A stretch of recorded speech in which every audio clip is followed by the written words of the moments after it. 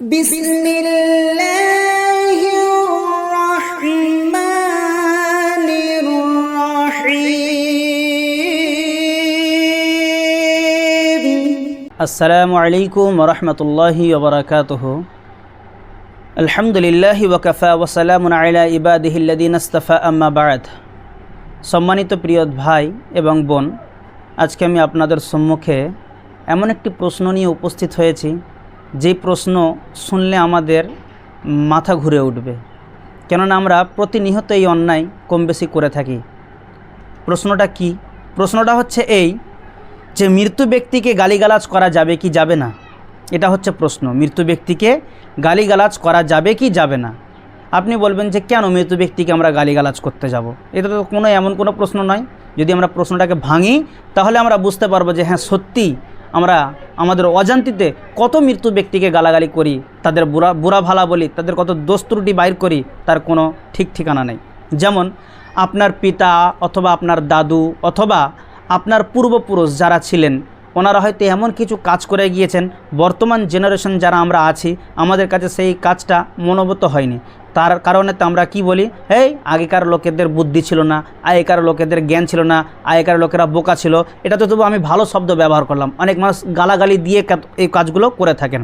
অথবা নিজের ঘর বাড়ির ব্যাপারে কিছু হলে পরে মা যদি কোনো ডিসিশন নিতে ভুল করে দিতেন, তো মা মৃত্যুবরণ করেছেন, তারপরে আমরা বলি আমার মাটাই সর্বনাশের গোড়া, আমরা বলে থাকি। এরকমভাবে দাদিরকে দোষারোপ করি। এই রকমভাবে যে আপনি তার ব্যাপারেতে বলতে থাকছেন, এটাও কিন্তু অ্যাকচুয়ালি গালি দেওয়া।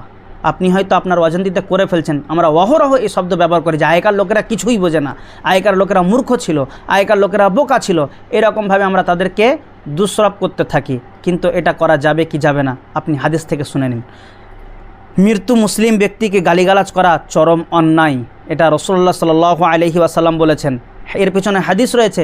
আম্মা জান আয়েশা রাদিয়াল্লাহু তাআলা আনহা তিনি বলেন সহিহ বুখারীর বর্ণনায় যে আম্মা জান আয়েশা রাদিয়াল্লাহু তাআলা তিনি বলছেন যে রাসূলুল্লাহ সাল্লাল্লাহু আলাইহি ওয়াসাল্লাম বলেছেন যে লা তাসুব্বুল মাউতা ফা ইন্নাহুম কদ আফজাউ ইলা মা কদ্দামু।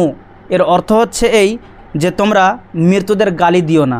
আল্লাহ রাসূল সাল্লাল্লাহু আলাইহি ওয়াসাল্লাম বলেন যে লা তাসুব্বুল মাউতা, তোমরা মৃত্যুদেরকে গালিগালাজ করো না, কেননা তারা তাদের পূর্বের পেশকৃত অর্জনের প্রতি ধাবিত হয়ে গিয়েছে। তারা যা কর্ম করেছে, যা কিছু করেছে, তারা সব আমলনামা নিয়ে উপরেতে চলে গিয়েছে, আল্লাহর কাছে চলে গিয়েছে। তাদের ওই আমলনামা অনুযায়ী তাদের বিচার হাসর হবে। তো তাদেরকে আবার উপরন্তভাবে গালিগালাজ করে দোষারোপ করতে যেন এটা রাসূলুল্লাহ সাল্লাল্লাহু আলাইহি ওয়াসাল্লাম নিষেধ করলেন। এই হাদিসটা আপনি কোথায় পাবেন? সহিহ বুখারীর, আমি প্রথমেই বললাম সহিহ বুখারীর হাদিস, আর হাদিস নাম্বার হচ্ছে 1393 এবং মিশকাতের হাদিস নাম্বার 1664। যদি আপনি এই হাদিসগুলো দেখেন তাহলে এই হাদিসটা পেয়ে যাবেন। তবে ওই ব্যক্তি যদি ফাসেক হয়, যদি আপনাকে বলতেই হয় কিছু ওই ব্যক্তির জন্য, তাহলে ওই ব্যক্তিকে ফাসেক হতে হবে, নাই বিদআতি হতে হবে। যদি কোনো ব্যক্তি বিদআতি হয়ে থাকেন অথবা মুশরিক হয়ে থাকেন অথবা ফাসেক হয়ে থাকেন, অন্যান্য লোককে বাঁচার জন্য তার বুড়া ভালা আপনি একটু বলতে পারেন। যেমন একটা লোক বিদআত করতো, কিন্তু সেই লোকের কাছে সে এত ভালো ছিল কিন্তু ভিতরে ভিতরে সে বিদআতের মধ্যে লিপ্ত ছিল।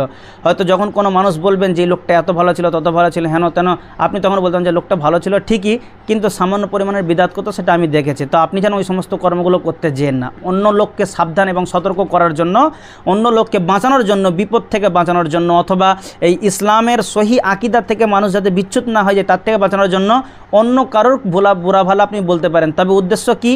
তাকে নয়, একে বাঁচানোর জন্য, যে জীবিত আছে, সহি আকীদার উপরে আছে, যাতে হড়কে না যায়, স্লিপ করে চলে না যায়, অটল থাকতে পারে, এই জিনিসটাকে আপনি হাতিয়ার বানিয়ে ইস্তেমাল করতে পারেন অথবা ব্যবহার করতে পারেন, তখনই এটা আপনার জন্য জায়েজ।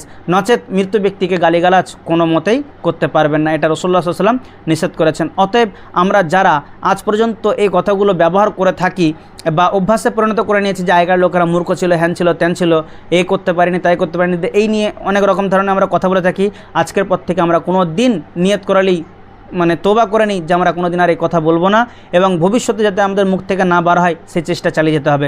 আল্লাহ সুবহানাহু ওয়া তাআলার কাছে দোয়া করি যে আল্লাহ তাবারাক ওয়া তাআলা আমরা যে অপরাধ অজান্তিত করেছি আল্লাহ, সেগুলোকে তুমি মাফ করে দাও, অথবা জেনে শুনেও যদি করে থাকি তবুও মাফ করে দাও।